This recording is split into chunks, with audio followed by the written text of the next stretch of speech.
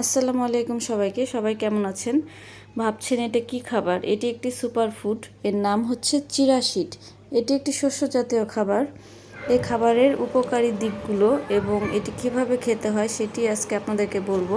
এটি আমি খাই প্রতিদিন এবং এটি অনেক উপকারী। এজন্য উপকারী দিকগুলো সবার সাথে শেয়ার করা উচিত, তাই সবার সাথে শেয়ার করলাম। এই চিরা সিড শরীরের ওজন কমাতে সহায়তা করে। আপনার শরীরের ওজন কমাবে। আপনার শরীর যদি বেশি ওজন বেড়ে যায় বা আপনার পেট যদি বেশি বড় হয়ে যায়, আপনার পেট স্লিম করতে সহায়তা করবে।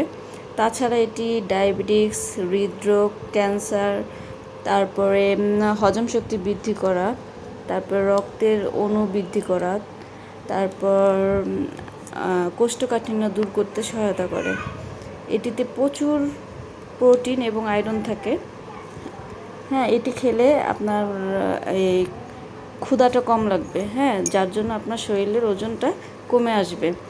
আর এই চিরা সিড প্রতিদিন 1 থেকে 2 চামচ খেলেই হবে।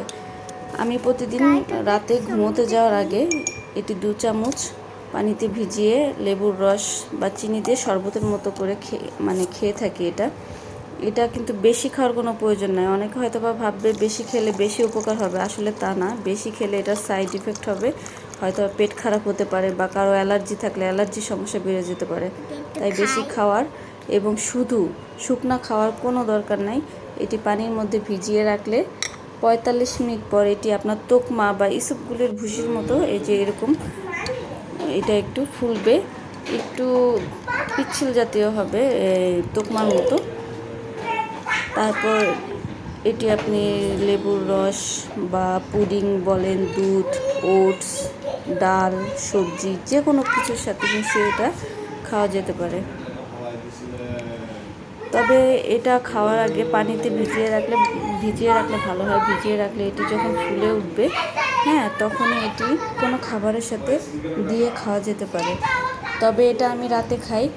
সকালে ঘুম থেকে উঠে খালি পেটে এটি খাওয়া যেতে পারে, কিন্তু আমার সকালে খাওয়া হয়ে ওঠে না, তাই আমি রাতে এটি খেয়ে থাকি। তো আজ এ পর্যন্ত। সবাই ভালো থাকবেন। আল্লাহ হাফেজ।